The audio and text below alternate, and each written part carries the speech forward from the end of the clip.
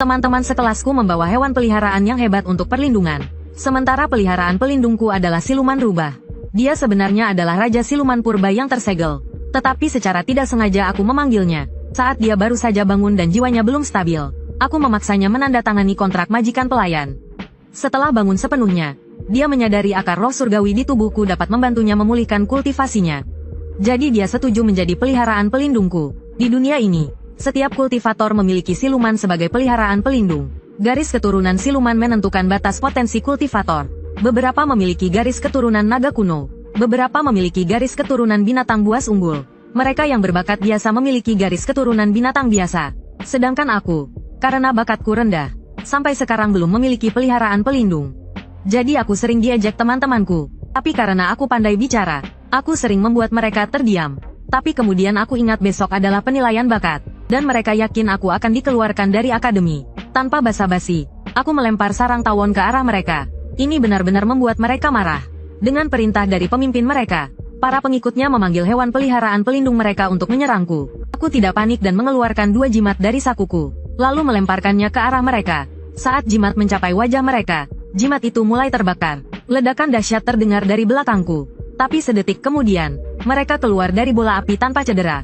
Panik. Aku memanjat pohon. Belum sempat aku beristirahat, seekor ular piton hijau besar muncul di atasku. Aku ketakutan dan terpeleset jatuh ke jurang. Aku berguling-guling sampai berhenti di depan sebuah gua di dasar jurang. Saat mereka sampai di tepi jurang, sekumpulan lebah hitam terbang ke arah mereka. Satu sengatan lebah itu bisa membunuh seseorang. Tapi pemimpin mereka menguasai sihir kayu tingkat tinggi, dan dengan mudah mengalahkan kawanan lebah. Akhirnya, mereka berpikir aku tidak mungkin selamat di pegunungan yang penuh dengan siluman tingkat tinggi dan pergi. Tanganku berdarah karena jatuh dari jurang. Lalu aku melihat cermin kuno dan ingin melihatnya. Saat darahku menyentuh permukaan cermin, cahaya merah menyala dari cermin. Sebuah tangan perlahan muncul dari cermin, diikuti oleh seluruh tubuhnya. Begitu keluar, dia bilang dia sudah lama tidur dan lapar. Dia mengira aku adalah persembahan. Meskipun aku terlihat tidak enak, dia akan memakanku untuk mengganjal perutnya. Dia pun menerjangku, tapi di udara, dia merasa pusing. Dan karena kelaparan, dia jatuh pingsan di atasku. Ada yang aneh, aku harus tetap teguh. Saat aku hendak memindahkannya, aku melihat 2 telinga di kepalanya. Terkejut, ternyata dia adalah siluman yang bisa berubah bentuk menjadi manusia. Buku mengatakan hanya siluman besar yang bisa berubah bentuk menjadi manusia. Aku sangat takut sampai mengompol. Tapi kemudian aku berpikir, dia adalah siluman yang tersegel. Dia pasti masih lemah karena terlalu lama tersegel. Mengapa tidak memanfaatkan kesempatan ini untuk membuat kontrak dengannya? Meskipun agak curang, tapi aku tidak punya pilihan lain. Setelah meminta maaf kepadanya, aku mulai merapal mantra kontrak. Dengan darahku, aku mengikat jiwamu, terhubung dan berbagi hidup dan mati. Langkah terakhir adalah memberinya darahku. Tapi setelah menunggu lama, tidak ada reaksi. Benar, tidak berhasil. Aku bahkan tidak bisa membuat kontrak dengan serangga, apalagi dengan siluman besar. Tapi tiba-tiba, kabut merah keluar dari tubuhnya. Kabut merah darah itu perlahan naik dan mulai menyerangku. Lalu semuanya mengalir masuk ke tubuhku. Bayangan siluman besar, seperti dewa perang, muncul di benakku. Segera setelah itu, tanda yang menandakan kontrak berhasil muncul di dahinya. Melihat gelagat buruk, aku bersiap untuk kabur. Dia juga menyadari ada yang tidak beres dan langsung marah. Kau tahu siapa aku? Beraninya kau memaksaku membuat kontrak. Dia langsung melemparku beberapa meter jauhnya. Tapi saat aku menabrak dinding batu dan memuntahkan darah, dia juga menderita luka yang sama. Selama masa kontrak, jika manusia mati, siluman juga akan mati. Dengan marah, dia kembali menghampiriku dan menangkapku. Tapi dia berpikir, meskipun dalam kondisi terlemahnya, dia seharusnya tidak bisa diikat kontrak hanya dengan setetes darah manusia biasa. Dia pun mulai menggunakan sihir untuk memeriksa tubuhku. Dia menemukan bakatku sangat buruk, bahkan jalur latihan Ki pun belum terbuka. Untuk membuat kontrak dengannya, setidaknya harus berada di ranah Dewa Luo Jinxian. Tiba-tiba, seberkas cahaya keemasan muncul dan membuatnya tak bisa membuka mata. Butuh beberapa saat baginya untuk berani melihat ke atas. Ternyata itu akar roh surgawi. Tapi karena nadi spiritualku lemah dan tak bisa mengendalikan sedikit pun darinya. Darah spiritual seperti ini sangat bermanfaat baginya. Jika dia melatih dan memperkuat kekuatan spiritualku, dia bisa cepat pulih ke kondisi puncaknya. Karena itu, dia setuju menjadi siluman pelindungku. Tapi ada 3 syarat. Syarat pertama adalah dia harus menghisap darahku setiap malam. Tidak masalah, selama tidak mengganggu kultivasiku keesokan harinya dan darahku cukup. 2 syarat lainnya akan kukatakan nanti setelah kupikirkan. Aku selalu menjadi sampah yang tak bisa berkultivasi. Selama aku bisa berkultivasi, aku akan menyetujui 30 syarat sekalipun. Siluman rubah itu berbalik dan bertanya, apakah kultivasi sepenting itu? Aku dengan tegas mengatakan padanya bahwa aku ingin menjadi Dewa Luo Jinxian. Setelah aku memperkenalkan diri, dia mengatakan bahwa dia adalah siluman rubah bernama Xiao Jiu. Keesokan harinya, dengan bunyi lonceng, penilaian bakat akademi pun dimulai. Yang pertama naik adalah kelompok yang mengepungku kemarin. Ketua mereka adalah putra tunggal keluarga Ling Wei. Setelah naik ke atas panggung, dia langsung memanggil siluman pelindungnya, membuat orang-orang di bawah panggung iri. Dengan percaya diri, dia menyalurkan kekuatannya ke dalam lonceng. Lonceng itu menunjukkan tahap kultivasinya saat ini. Tahap foundation tingkat akhir, yang biasanya membutuhkan waktu 3 tahun bagi orang lain untuk mencapainya. Kemudian, siluman pelindungnya mengumpulkan kekuatan dan melesat ke depan. Lonceng itu juga menunjukkan tingkat dan garis keturunan siluman itu. Melihat garis keturunan kuno tingkat unggul, para tetua memutuskan untuk melatihnya dengan baik. Kemudian, satu persatu murid akademi lainnya naik ke panggung untuk diuji. Penilaian hampir selesai, tapi aku masih belum terlihat. Chen Yurong mulai khawatir. Saat itu, pengagumnya datang untuk menanyakan kabarnya. Penampilan siluman pelindungnya, Pixiu, yang menggemaskan menarik perhatian para murid perempuan. Tapi Chen Yurong tidak peduli padanya. Sebelum naik ke panggung, dia mengedipkan mata pada Chen Yurong. Saat itu, aku diam-diam bertanya dari belakang, jadi kau suka yang seperti ini? Xiao Jiu mendekat dan bertanya, kau suka siapa? Dia berbalik dan menyadari aku sudah datang. Dia mengingatkan bahwa jika aku tidak lulus penilaian hari ini, aku akan dikeluarkan dari akademi. Lalu dia bertanya siapa Xiao Jiu dan mengapa dia bersamaku. Tanpa diduga, Xiao Jiu memelukku dan berkata dia adalah siluman pelindungku. Chen Yurong berteriak, turun, lepaskan aku, meskipun kau tidak bisa memanggil siluman. Kau tidak perlu mencari wanita sembarangan untuk berpura-pura, kan? Dengan ekor dan telinga palsu seperti itu, meskipun kau bisa membodohi guru, kau tidak bisa membodohi lonceng roh surgawi. Meskipun kau menggunakan cara bodoh seperti itu, kau tidak perlu sedekat ini, kan? Saat itu, seseorang di atas panggung menangis sambil menyentuh lonceng yang tidak bereaksi. Dia bersikeras bahwa babi harta karunnya adalah siluman pelindung tingkat dewa. Satu lagi orang rendahan yang mencoba menipu dengan menggunakan hewan ternak. Lonceng roh surgawi hanya akan menunjukkan tingkatan untuk kultivator yang memiliki ikatan kontrak. Saat itu, giliranku naik ke panggung. Orang-orang yang tadi mengejekku melihat aku masih hidup dan membawa seorang wanita cantik. Xiao Jiu bertanya apakah dia boleh memakan orang-orang menyebalkan itu. Aku segera mengingatkannya tentang perjanjian kita untuk tetap rendah hati di luar. Setelah naik ke atas panggung, aku memberi hormat kepada guru. Guru bertanya di mana peliharaan spiritualku. Aku memperkenalkan rubah siluman ini sebagai peliharaan spiritualku. Guru terkejut melihat peliharaan spiritualku berwujud manusia. Kesempatan untuk melanjutkan kultivasi ada di saat ini. Saat aku meletakkan tanganku di lonceng Tianling, tingkat kultivasiku di tahap awal pemurnian Qi langsung terlihat. Xiao Jiu bertanya apakah aku ingin menyentuh lonceng itu. Setelah mendapat persetujuanku, dia menyentuh lonceng Tianling dengan jari kelingkingnya. Para tetua di bawah panggung berdiri dengan tak percaya. Aura yang kuat meledak dari lonceng. Darah kuno tingkat tinggi terungkap. Dan aku, si sampah ini, bisa melanjutkan kultivasi di akademi. Hari ini kita akan membahas tentang penjinakan dan kultivasi peliharaan spiritual. Setiap orang membawa peliharaan spiritual mereka ke kelas. Peliharaan spiritual itu tulus. Jika diperlakukan dengan tulus, mereka pasti akan menjadi rekan yang baik. Jika hatimu tidak tulus, kamu akan terkena dampak buruknya. Xiao Jiu berpura-pura memelukku. Zhou Yichen, yang menjadi pusat perhatian, menatap Xiao Jiu dengan penuh minat. Tiba-tiba, pixie darah kunoku terasa biasa saja. Xiao Jiu beralasan pusing dan ingin disembuhkan dengan darah esensiku.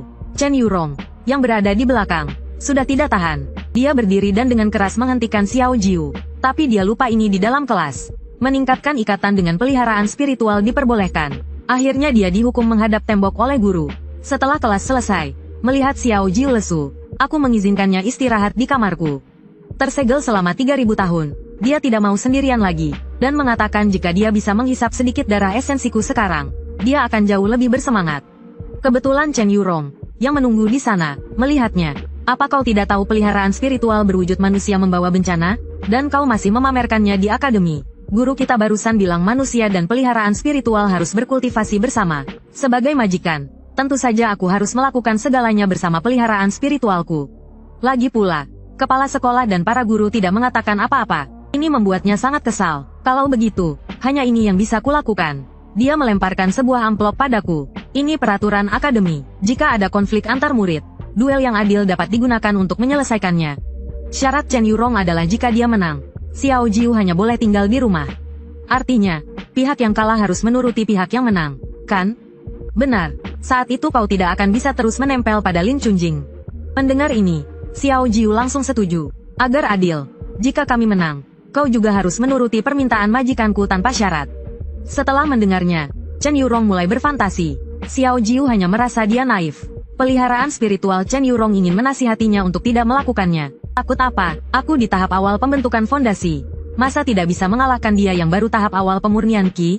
Dia berbalik dan menyetujui persyaratan Xiao Jiu. Dalam sekejap, aura yang kuat memancar darinya. Dengan bantuan peliharaan spiritualnya, dia memanggil sayap angin. Xiao Jiu diam-diam mengagumi kemampuannya mengendalikan mantra angin tingkat tinggi di usia muda.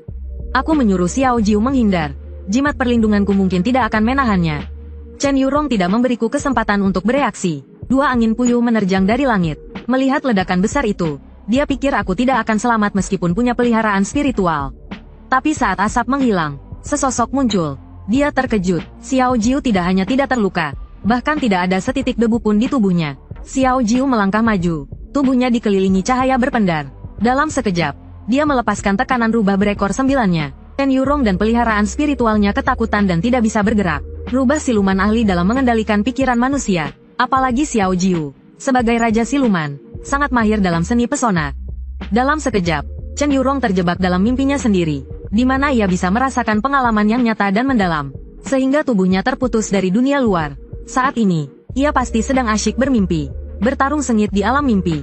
Tapi aku masih khawatir dan ingin Xiao Jiu segera membangunkannya. Dia baik-baik saja, dia sedang senang sekarang. Badannya berkedut, Chen Yurong terbangun dari mimpinya. Ia segera memeriksa pakaiannya dan mendapati semuanya masih utuh. Aku maju dan mengingatkannya bahwa ia telah kalah dalam duel ini. Karena sudah berjanji, kau harus menuruti apapun yang aku minta. Permintaan apapun, meskipun berlebihan. Xiao Jiu juga ikut meramaikan dan menyuruhku memanfaatkan kesempatan ini. Aku baru saja mulai mengatakan aku ingin dia. Dia langsung menyetujuinya tanpa ragu. Tapi yang kukatakan selanjutnya adalah aku ingin dia dan Xiao Jiu akur. Keduanya terkejut mendengarnya. Chen Yurong yang pencemburu langsung menolak keras. Aku kembali mengingatkannya untuk menepati janjinya. Xiao Jiu dengan cepat kembali ceria dan setuju. Dan mengulurkan tangannya. Melihat itu, Chen Yurong berpikir ia tidak boleh kalah. Keduanya kemudian setuju denganku untuk bergaul dengan baik. Kalian semua berteman baik. Masalahnya terpecahkan, kan? Xiao Niu berpikir bagaimana aku bisa melihat masalahnya terpecahkan. Setelah seharian sibuk, aku akhirnya membawa Xiao Jiu kembali ke asrama. Setelah masuk, aku langsung duduk di tempat tidur. Bersiap untuk beristirahat. Tangan Xiao Jiu menyentuhku. Lalu ia naik ke atasku. Juga terlihat sangat lelah. Tubuhmu terlalu lemah. Bahkan tidak bisa mengalahkan lawan seperti Chen Yurong. Bagaimana kau bisa melindungiku nanti? Aku akan berusaha untuk menjadi lebih kuat. Terlalu lambat kalau hanya mengandalkan dirimu sendiri dan para mentor lemah itu. Bagaimana kalau aku mengajarimu? Sebelum itu, aku harus mengisi kembali energi yang terkuras saat duel tadi. Aku tahu kalian tidak suka melihat adegan selanjutnya. Jadi aku putuskan untuk melewatkannya ke episode berikutnya. Dan juga berjanji untuk mengajariku cara berkultivasi di masa depan. Namun, setelah berusaha bertahun-tahun, aku tetap tidak mengalami kemajuan. Semua orang mengatakan aku adalah sampah tanpa akar spiritual yang tidak bisa berkultivasi. Xiao Jiu berkata bahwa di dalam tubuhku terdapat akar langit yang sangat langka. Hanya saja meridianku terlalu lemah untuk melepaskan energi spiritual dan tidak dapat berkultivasi. Iblis tingkat rendah tidak dapat menahan tekanan. Jika membuat kontrak denganku, mereka pasti akan meledak dan mati. Namun bagiku, iblis besar, darah esensimu adalah suplemen terbaik. Selain itu, apakah kau tidak menyadari bahwa setelah kontrak, kultivasimu meningkat? Itu karena penggabungan kita tidak hanya menggunakan darah esensimu untuk memberiku makan. Energi spiritualku juga membantumu, membantu kultivasimu juga demi keuntunganku. Bukankah kita saling melengkapi dengan sempurna dalam kultivasi ganda ini? Semuanya terjadi begitu tiba-tiba tanpa persiapan. Xiao Jiu dengan kasar menarik pakaianku. Kemudian ia memulai sesi kultivasi selama 2,5 jam. Melakukan push-up selama itu membuatku hampir tidak sanggup. Xiao Jiu berkata bahwa tubuhku lemah. Dan jika energi spiritual dilepaskan sekarang, aku akan hancur menjadi abu dalam sekejap. Setelah berkata begitu, ia jatuh dari punggungku. Aku terlalu lelah untuk bangun. Aku mulai merasa mengantuk. Sebelum aku tertidur, aku memberitahu Xiao Jiu bahwa aku harus menjadi Daluo Jinxian. Setelah mendengar kata-kataku, ia tertegun. Ia teringat akan masa lalu ribuan tahun lalu bersama seorang pria. Mereka melihat bahwa di dunia fana, setiap orang bisa berkultivasi dan hidup berdampingan. Pria itu berkata ia akan membuat semua orang menjadi Daluo Jinxian. Kemudian ia memelukku dengan lembut, dan memasukkan sedikit energi spiritual ke dalam tubuhku. Setelah itu, ia tertidur nyenyak. Keesokan harinya, Xiao Kala menunggu di jalan menuju sekolahku. Dia bersiap-siap untuk membuat monster peliharaannya menyerangku saat aku lewat. Karena kemampuan monster biasa terbatas pada tingkat kultivasi tertinggi pemiliknya. Dia pikir meskipun Xiao Jiu memiliki garis keturunan kuno, kekuatannya pasti tertekan. Dia menyuruh monsternya untuk menyisakanku sedikit nyawa, karena dia ingin aku memutuskan kontrak agar dia bisa membuat kontrak dengan Xiao Jiu. Saat aku berjalan ke sekolah, aku merasakan energi spiritual mengalir di dalam tubuhku. Tapi melihat ekspresi tenang Xiao Jiu, aku sedikit bingung. Karena ketika aku bangun pagi ini, aku melihatnya seperti habis menangis. Saat aku hendak bertanya padanya apa yang terjadi, tiba-tiba aku melihat seekor monster berlari ke arah kami, dan terus menambah kecepatannya. Xiao Jiu menatapnya dengan jijik sambil mempersiapkan sihir di tangannya. Tapi dia tidak menyangka aku akan melangkah ke depannya. Entah bagaimana, dia tiba-tiba berada di depanku. Menghadapi Lingxi yang tampak garang, dia hanya mengangkat tangannya sedikit, seperti hendak menjentikkan dahi. Dalam sekejap, jentikan itu mengenai Ling Wei dan membuatnya terlempar ke udara berputar-putar. Xiao Jiu bersikap seolah-olah tidak ada yang terjadi, tapi orang yang menyergapku di tempat tersembunyi ketakutan. Aku juga sama terkejutnya. Satu jentikan jari bisa mengalahkan monster tingkat luar biasa. Seberapa kuat sebenarnya Xiao Jiu? Keesokan harinya, guru formasi sihir datang untuk mengajar. Aku mengingatkan Xiao Jiu untuk bersikap rendah hati di luar. Tapi Xiao Jiu bilang kalau dia tidak turun tangan, akulah yang akan terlempar. Aku langsung terdiam. Saat aku melihat ke atas, semua murid laki-laki di kelas sedang melihat Xiao Jiu. Aku memberitahu Xiao Jiu untuk tidak bertindak terlalu mencolok lagi. Iya, aku tidak akan ikut campur lagi, katanya sambil memukul meja dengan keras. Tindakannya membuat murid-murid lain mimisan. Mencoba untuk tidak mencolok ternyata sangat sulit. Saat itu, guru memanggilku ke depan untuk mengerjakan tugas. Aku hanya mengobrol dengan Xiao Jiu dan tidak memperhatikan pelajaran. Sekarang aku hanya bisa maju dengan terpaksa. Jangan gugup, lakukan saja seperti yang dicontohkan guru tadi. Untungnya, aku pernah mempelajari buku-buku tentang formasi sihir sebelumnya. Aku tahu kultivator tingkat rendah perlu menggunakan beras ketan, cinnabar, dan media lainnya untuk mengaktifkan formasi sihir. Tidak lama kemudian, aku menyusun formasi sihir angin di atas panggung. Lalu aku membaca mantra pengaktifan yang kupelajari dari buku. Tapi setelah selesai membaca, formasi sihir itu tidak berubah sama sekali. Benar saja, meskipun aku mempelajarinya dengan baik, tanpa energi spiritual, aku tetaplah sampah. Orang-orang di bawah panggung mulai mengejekku. Chen Yurong menghentikan mereka dengan marah. Tiba-tiba, angin sejuk bertiup dari formasi sihir itu. Kemudian angin kecil berputar di tempat. Hampir saja topi orang yang menjelek-jelekanku terbang terbawa angin. Guru memujiku, padahal semua itu berkat Xiao Jiu yang ada di bawah panggung. Sepulang sekolah, saat aku dan Xiao Jiu hendak pulang, Chen Yurong memanggil kami. Dia bilang seluruh akademi membicarakan seorang wanita aneh yang mengalahkan Ling Wei milik keluarga Jin. Itu rubahmu, apa kau tahu masalah besar yang kau timbulkan? Aku segera menjelaskan bahwa Xiao Jiu melakukannya untuk menyelamatkanku. Zhou Yichen juga membelaku, mengatakan bahwa orang miskin tidak bersalah memiliki harta karun. Memiliki monster kuno seperti itu adalah bencana, bukan berkah, bagi orang sepertimu yang tidak punya latar belakang dan kultivasi. Lebih baik kau jual Xiao Jiu padaku. Dengan latar belakangku, aku bisa melindungimu. Aku baru saja akan mengatakan bahwa dia bermimpi di siang bolong. Ketika orang yang menyergapku tadi memanggil seorang ahli, kita lihat siapa yang bisa melindunginya hari ini. Dia bilang Xiao Jiu melukai Ling Wei-nya. Detik berikutnya, Zhu Wei di belakangnya menghentakkan kaki. Bahkan Zhou Yichen yang memiliki piksiu berdarah kuno pun mundur 2 langkah. Orang ini sudah dengar bahwa aku terkenal sebagai sampah. Dan dia menekankan bahwa dia berada di tahap pembentukan inti. Zhou Yichen dan Chen Yurong terkejut mendengarnya. Sepupumu yang lebih dulu menyerang kami dengan monsternya. Ternyata keluarga Jin hanyalah sekelompok pengecut yang mengandalkan monster kuat. Berani kau ulangi. Dasar wanita jalang. Kalian bukan apa-apa tanpa monster kalian. Xiao Jiu yang tak terima penghinaan itu hendak maju. Tapi dihentikan oleh sepupunya. Meskipun kau punya garis keturunan kuno, mengikuti sampah seperti ini hanya akan merugikanmu. Hanya dengan mengikuti tuan yang kuat, kau bisa mendapatkan semua yang kau inginkan. Kau bocah ingusan ya, si besar mencoba cara halus. Tapi sepertinya gagal, jadi dia ingin main kasar. Ini ekor petir, levelnya ratusan kali lebih tinggi dari ekor roh biasa. Chen Yurong mengingatkan bahwa akademi melarang kultivator tingkat tinggi menindas kultivator tingkat rendah. Tapi si besar, karena mengandalkan keluarganya, tidak peduli. Kalau kau berlutut dan memohon sekarang, dan menyerahkan wanita ini, aku akan mengampunimu. Jangan mimpi, aku tidak akan pernah menyerahkan Xiao Jiu padamu, walau harus mati. Begitu kata-kata itu terucap, ekor petirnya menyerangku. Saat itu, Xiao Jiu tiba-tiba memelukku dari belakang. Dia berbisik di telingaku, menyuruhku menggunakan formasi yang diajarkan di kelas. Dalam situasi ini, Aku hanya bisa nekat mencobanya. Aku menggunakan mantra es hitam seperti yang diajarkan guru di kelas. Saat ekor petir berjarak 2,5 cm dariku, Xiao Jiu pelan berkata, aktifkan formasinya. Monster besar itu langsung membeku dan tak bisa bergerak. Karena kontrak, jika roh monster terluka, tuannya juga akan terkena dampaknya. Aku melihat ekor petir yang membeku di depanku. Tak percaya semua ini kulakukan. Xiao Jiu maju dan berkata, kau bisa melepaskan formasi seperti itu. Sepertinya kultivasimu sudah mencapai tahap pembentukan inti. Melihat aku menang, Chen Yurong mulai mengejek mereka habis-habisan. Si kecil mulai mengungkit bahwa perkelahian dilarang di akademi. Setelah itu, dia bersiap untuk kembali bersama si besar untuk meminta bantuan. Tapi si besar menghentikannya. Dia mengakui kekalahannya. Kalah tetaplah kalah. Akhirnya, dia membungkuk dan meminta maaf kepada kami. Melihat sikapmu yang tulus, aku tidak akan melaporkanmu ke kepala sekolah. Si kecil diam-diam bersumpah untuk membalaskanku suatu hari nanti. Fang Qiyu menghindar jauh-jauh. Sementara Zhou Yichen bergegas mendekat dan mencoba menjilatku.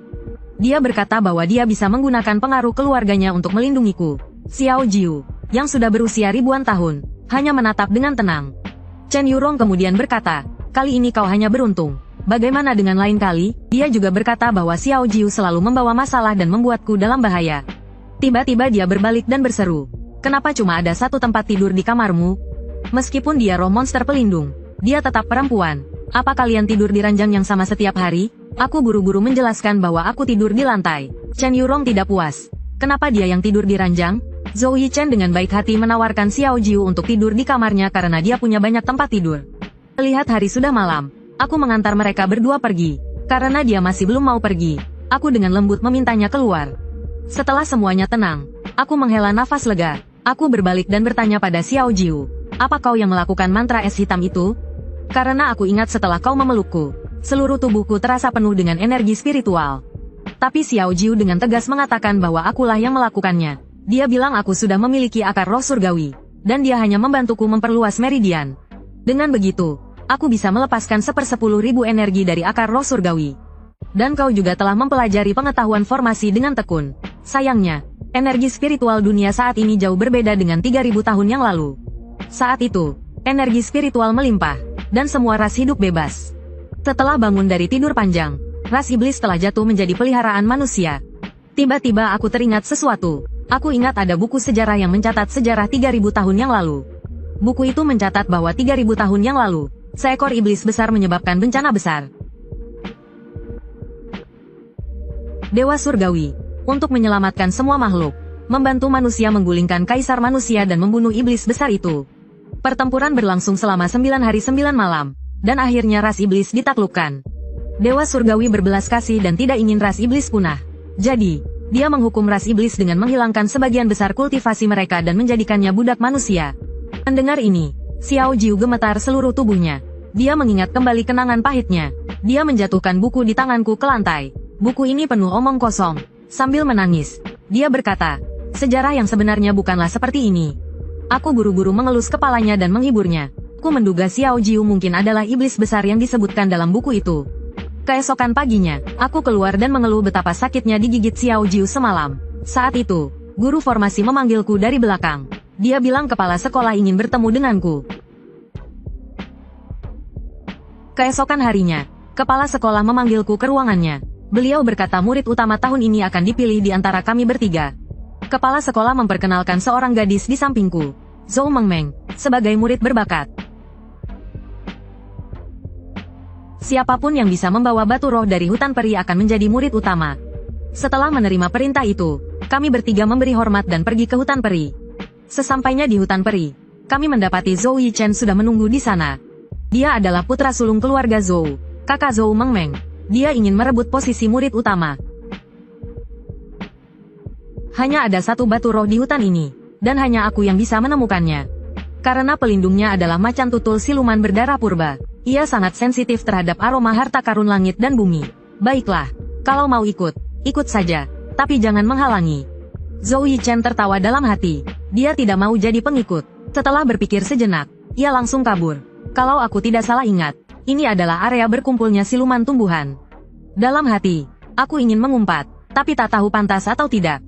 Baru saja aku berpikir begitu, terdengar jeritan Zhou Yichen. Ternyata dia terjerat pohon pemakan manusia. Untungnya, sebuah batu dilempar dari kejauhan untuk membantunya.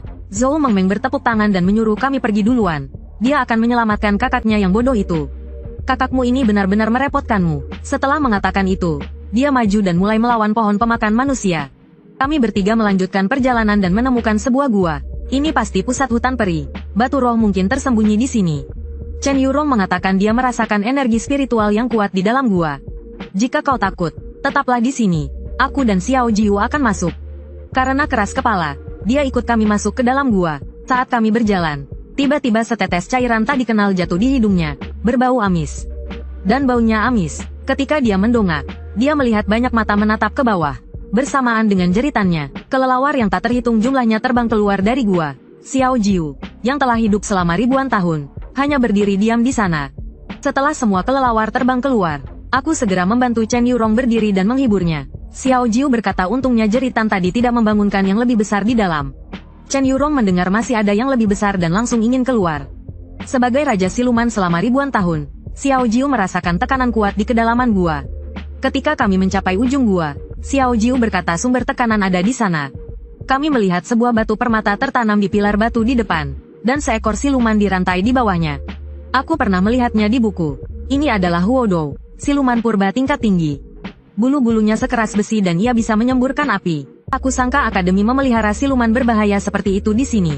Tapi batu roh tertanam di pilar di belakangnya. Ini jadi masalah. Tiba-tiba Chen Yurong berkata dia bisa menyelinap masuk dan mencurinya saat siluman itu tidur. Aku sangka gadis kecil ini bisa menghilang. Dia mengeluarkan jimat dari dadanya. Demi mendapatkan batu roh, aku rela mengeluarkan banyak uang untuk membelinya. Setelah mengatakan itu, dia mulai membaca mantra untuk mengaktifkan jimat. Setelah selesai membaca mantra, dia menempelkan jimat di kepalanya. Detik berikutnya, dia menghilang di depanku. Hanya saja pakaiannya masih terlihat. Aku segera mengingatkannya bahwa jimat menghilang ini hanya menyembunyikan orang, bukan pakaian. Chen Yurong berpikir, apa yang harus kulakukan? Apakah aku harus telanjang di depannya? Aku bilang padanya, kalau tidak bisa, aku akan menyuruh Xiao Jiu menghabisinya. Ini membuatnya cemburu. Dia bertekad untuk tidak kalah dari rubah api itu. Lagi pula, sekarang dia tidak terlihat. Dia bisa memakainya lagi setelah mendapatkan batu roh. Berpikir demikian, dia mulai melepas pakaiannya satu persatu, sampai dia telanjang bulat. Lalu dia bertanya apakah aku masih bisa melihatnya. Aku bilang padanya masih ada hiasan rambut di kepalanya. Sambil membuang hiasan rambutnya, dia berkata dengan tegas, setelah mendapatkan batu roh, posisi murid utama pasti miliknya. Setelah mengatakan itu, dia diam-diam pergi untuk mencuri batu roh. Mereka tidak tahu bahwa indera penciuman Huodou juga sangat tajam. Meskipun Chen Yurong tak terlihat, dia tetap merasa takut karena jarak yang begitu dekat. Aku harus memikirkan cara, hanya dengan mendapatkan batu roh surgawi, seseorang bisa menjadi murid utama dan mendapat lebih banyak sumber daya. Aku bertanya pada Xiao Jiu, apakah aku masih bisa menggunakan mantra es hitam? Untuk melawan monster selevel Huodou tadi, energi spiritualku tidak cukup. Tapi aku bisa menyalurkan sedikit energi spiritualku padamu lewat ciuman. Saat itu, Chen Yurong sudah mendekati pilar batu. Namun, karena Huodou, tanah di sekitar sini sangat panas. Bau badannya segera tercium oleh Huodou. Ia langsung berdiri dan menghirup napas dalam-dalam, lalu mengendus-endus di sekitar Chen Yurong. Ia yakin ada penyusup di wilayahnya. Ia membuka mulutnya lebar-lebar dan mengumpulkan energi spiritual. Karena terlalu dekat, Chen Yurong tak sempat menghindar. Tapi monster ini terlalu kuat. Mantra es hitam tak bisa menahannya lama. Aku tak bisa melihat Chen Yurong, jadi aku berteriak menyuruhnya menjauh. Tapi ia masih memikirkan batu roh surgawi di belakang monster itu. Sedetik kemudian, monster itu mengumpulkan energi di mulutnya lagi, dan langsung menghancurkan mantra es hitam. Ia ketakutan dan bersembunyi di sudut sambil berteriak. Mendengar itu, aku berteriak untuk mengalihkan perhatian monster itu. Monster itu sekarang marah besar. Mendengar teriakanku, ia menatapku, dan menyemburkan api terus-menerus. Aku segera bertanya pada Xiao Jiu apakah rantainya kuat. Walau di rantai, jika terkena semburan api Huodou, aku juga akan mati. Huodou mengumpulkan energi spiritual lagi. Karena tak bisa kabur, aku hanya bisa melawan. Dalam sekejap, Huodou menyemburkan api panas ke arahku. Aku menggunakan sisa energi spiritual dari Xiao Jiu untuk mengeluarkan mantra es hitam. Untungnya, mantra es hitam cukup kuat untuk menahan api untuk sementara. Aku berteriak pada Xiao Jiu. Sekarang, Xiao Jiu hanya menjawab pelan. Saat itu, aku merasakan tekanan kuat dari Xiao Jiu. Tapi tekanan itu segera ia kendalikan kembali. Lalu ia melepaskan teknik memikat. 100 putaran kembali. Beberapa bola cahaya merah muda melesat dari tangannya. Semuanya menuju wajah Huodou. Sedetik kemudian, tempat Huodou berdiri meledak. Chen Yurong sudah berlari ke belakang batu roh surgawi, dan berusaha melihat ke dalam asap. Ia melihat Huodou terkena teknik memikat. Sekarang ia sedang terjebak dalam ilusinya sendiri. Aku memuji Xiao Jiu. Kau hebat sekali. Hanya anjing kecil pemarah. Biarkan dia tidur sebentar.